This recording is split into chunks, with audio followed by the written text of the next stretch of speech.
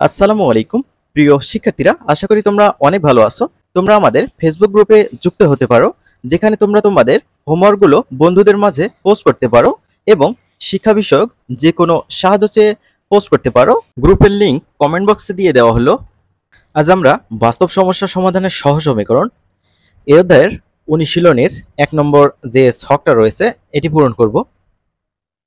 তো এখানে বলা রয়েছে সহজ সমীকরণ a1x plus b1y equal c1, a2x plus b2y equal c2 এর সাথে তুলনা করে নিচের ছকের খালি ঘরগুলো পূরণ করো।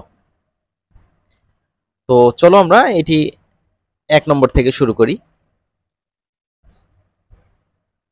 তো 1 নম্বরটা দেখো, এখানে লেখা রয়েছে x প্লাস 3y ইকুয়াল 1।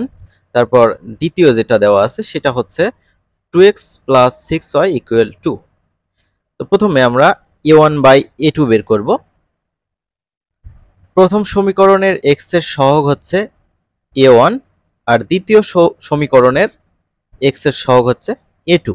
তাহলে উপরে দেখো x এর সামনে কিছু নেই, মানে 1 আছে, তাহলে 1 আর এইটা হচ্ছে 2, তাহলে a1 বাই a2 হবে 1 বাই 2। এবার প্রথম সমীকরণের y এর সহগ যেটা সেটা হচ্ছে b1 এর ভ্যালু 3, আর দ্বিতীয় সমীকরণের y এর ভ্যালু যেটা সেটা হচ্ছে b2 এর ভ্যালু।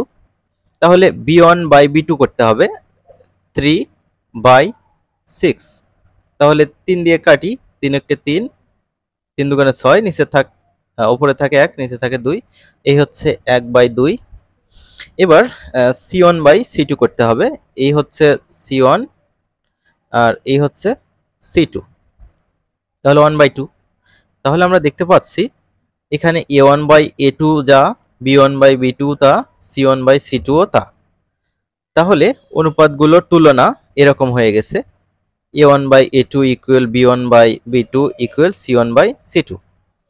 এরকম যদি হয় লেখচিত্রে অবস্থান কোথায় হবে? আমরা ছক 5.4 যদি দেখে থাকি তাহলে আমাদের এই শর্তটা পূরণ করে, তাহলে দুইটি সমাপতিত সরলরেখা হয়ে যাবে।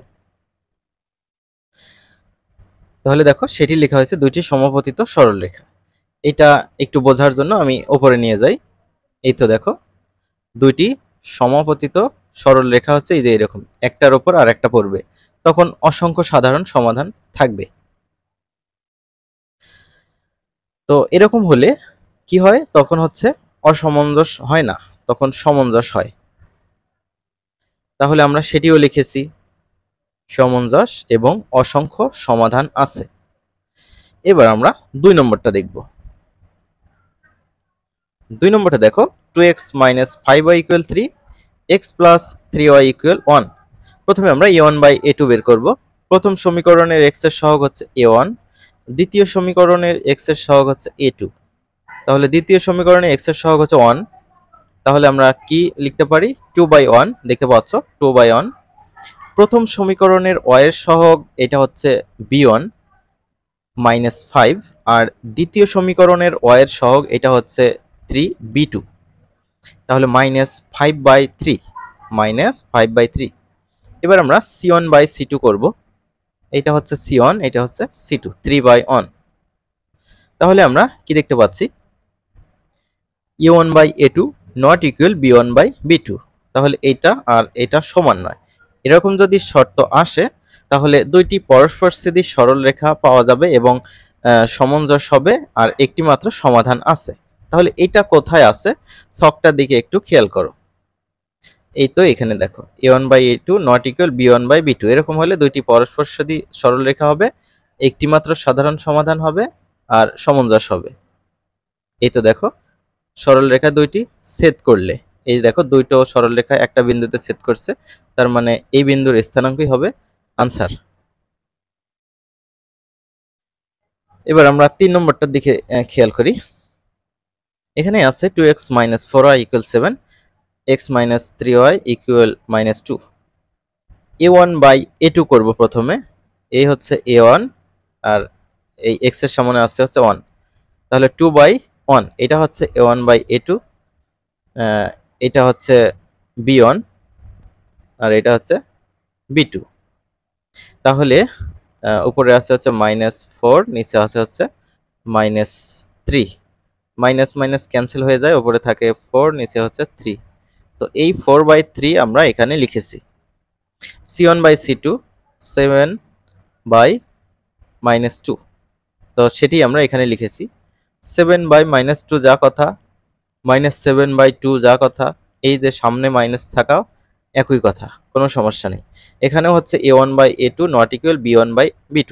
এরকম যদি হয় তাহলে দুইটি পরস্পরছেদী সরলরেখা হবে, আর এগুলো সামঞ্জস্য হবে, আর একটি মাত্র সমাধান থাকবে। এবার আমরা 4 নম্বরটা দেখব। প্রথমে আমরা A1/A2 বের করব। তো প্রথম সমীকরণের x এর সহগ -12, এটা হচ্ছে A1। দ্বিতীয় সমীকরণের x এর সহগ 1, সেটা হচ্ছে A2।